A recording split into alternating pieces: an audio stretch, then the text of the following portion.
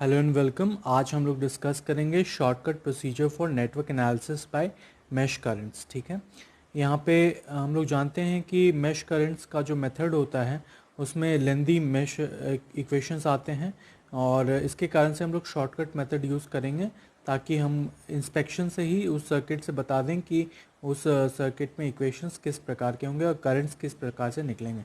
तो consider the below circuit. ये हमारा एक सर्किट है जिसमें तीन लूप्स हैं 1, 2 एंड 3 और यहाँ पे तीन क्लॉकवाइज डायरेक्शंस में हम लोगों ने करंट ले लिया है। पहले में I1, दूसरे में I2, तीसरे में I3।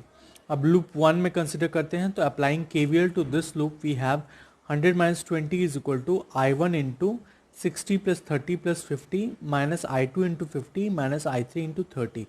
ये कैसे होगा? 100 वोल्ट यहाँ पे है, यहाँ पे 20 वोल्ट है, ठीक है, और I1 हमारा इस तीनों ब्रांचेस में फ्लो कर रहा है। तो उन तीनों का समेशन अगर हम लोग ले लेंगे तीनों रेजिस्टेंसेस का तो 60 प्लस 30 प्लस 50 हो जाएगा। प्लस I2 और I3 डिफरेंट डायरेक्शंस में फ्लो कर रहे हैं। I2 I1 के ऑपोजिट में है और I3 भी I1 के ऑपोजिट में है। तो उस हिसाब से हम लोगों ने ले लिया I2 into 50 minus I3 into 30 और इसको सिंप्लीफाई कर दिया हम लोगों ने। तो ये हो जाएगा 80 is equal to 140 into I1 minus 50 into I2 minus 30 into I3। ये जो हो जाएगा हमारा इक्वेशन 1। हम लोग इस इक्वेशन को शॉर्टकट फॉर्म में कैसे लिख सकते हैं? E1 is equal to I1 into R11 minus I3 into R13 minus I2 into R12। यहाँ पे E1 क्या है? हमारा algebraic sum of the EMF in loop 1 in the direction of I1। ठीक है, EMF जो सम होगा वो E1 में क्या होगा? 100 minus 20 is equal to 80 volts. 100 minus 20 is equal to 80 volts. ठीक है, R11 is equal to sum of resistances in loop 1। R11 जो होगा वो sum of the resistances in loop 1। कितना रेजिस्टेंस है वो लूप 1 में वो होगा, तो which is equal to self resistances of loop 1 which is equal to 60 plus 30 plus 50 is equal to 140 ohms। तो यहाँ पे 60 है, 30 है और 50 है, तो इन दोनों का समेशन R11 होगा which is equal to 140। R12 कितना होगा? Total resistance common to loop 1 and 2 which is equal to common resistance between loop 1 and loop 2 which is equal to 50 ohms। ठीक है, और R13 कितना होगा? Total resistance common to loops 1 and 3 which is equal to 30 ohms। R13 कितना हो जाएगा? 1 और 3 loop में क्या कॉमन है? वो रेजिस्टेंस। ठीक है, अब इन तीनों के साइन कन्वेंशंस क्या होंगे? The sign of the term involving self inductances resistances is positive while the sign of the common resistances is negative। जो सेल्फ रेजिस्टेंसेस वाले जो फिगर्स हैं वो पॉजिटिव रहेंगे और जो कॉमन रेजिस्टेंसेस हैं वो नेगेटिव हो जाएंगे। क्यों? क्योंकि हम लोगों ने it is because the positive directions for the mash currents were all chosen clockwise choose किए गए थे, इसीलिए इस केस में ऑपोजिट डायरेक्शन में होता है, कॉमन रेजिस्टेंसेस के केस में ऑपोजिट डायरेक्शन में होता है, इसीलिए नेगेटिव हो जाएगा। ठीक है, लूप 2 में हम लोग देखते हैं लूप 2 में क्या है। ये है हमारा लूप 2।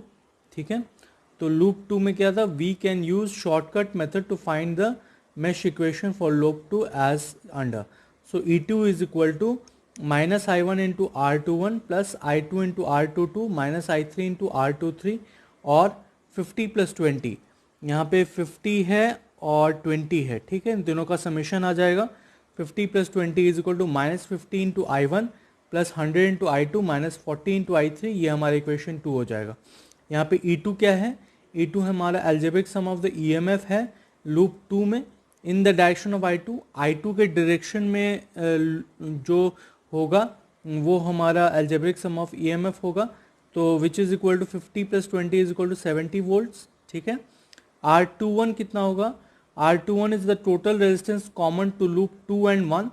लूप 2 और 1 के बीच में जो कॉमन होगा, लूप 2 और 1 के बीच में जो कॉमन होगा 50 ओम का है, तो ये हमारा 50 ओम होगा। ठीक है, total resistance common to loop 2 and 1। Loop 2 sum of resistances in loop 2। ठीक है, लूप 2 में कितने resistances in total? 50 plus 40 plus 10 तो 100 ओम्स होगा। ये लूप सम ऑफ ये सेल्फ रेजिस्टेंस होगा R22, ठीक है। और R23 कितना होगा, total resistance common to loop 2 and 3। 2 और 3 के बीच में क्या कॉमन है, 2 और 3 के बीच में 40 कॉमन है, तो ये 40 हो जाएगा, ठीक है। और साइन कन्वेंशंस उसी हिसाब से लिए जाएंगे, क्लियर है। लूप 3 में we can again use shortcut method to find the mesh equation for loop 3 as under, ठीक है। तो लूप 3 में हम लोग देखते हैं क्या होगा। तो E3 is equal to minus I1 into R31 minus I2 into R32 plus I3 into R33 और 0 इज इक्वल टू, वहाँ पे कोई भी वोल्टेज सोर्स नहीं है, इसमें कोई भी वोल्टेज सोर्स नहीं है यहाँ, इसीलिए E3 जो होगा वो 0 होगा, क्लियर है। और माइनस R31 कितना होगा, 30 होगा यहाँ पे। R31 जो होगा वो 30 होगा, जो कॉमन है बिटवीन 3 और 1 के बीच में, ठीक है। 3 और 1 के बीच में जो कॉमन है, 3 और 1 के बीच में कॉमन क्या है, 30 है, तो ये 30 होगा। तो 30 into I1 minus 40 into I2 plus 90 into I3, ये इक्वेशन नंबर 3 हो जाएगा। Again the sign of the self inductance of loop 3 R33 is positive while the sign of the terms of common resistances R31 and R32 is negative। इन दोनों का sign negative होगा, ठीक है। और बाकी जो तीसरा वाला है उसका साइन पॉजिटिव होगा, क्लियर है। mesh analysis using matrix form, the three mesh equations are written below। E1 is equal to I1 into R11 minus I2 into R12 minus I3 into R13।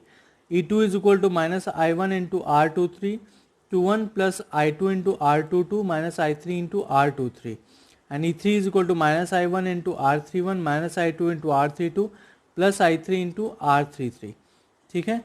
ये हमारा 3 मेश इक्वेशंस निकल गया। अब हम लोग इसको मैट्रिक्स फॉर्म में अगर लिखना चाहेंगे तो कैसे होगा, R11 R12 R13 R21 R22 R23 R31 R32 R33 whole multiplied with current matrix I1 I2 I3 which is equal to the EMF matrix E1 E2 E3, ठीक है।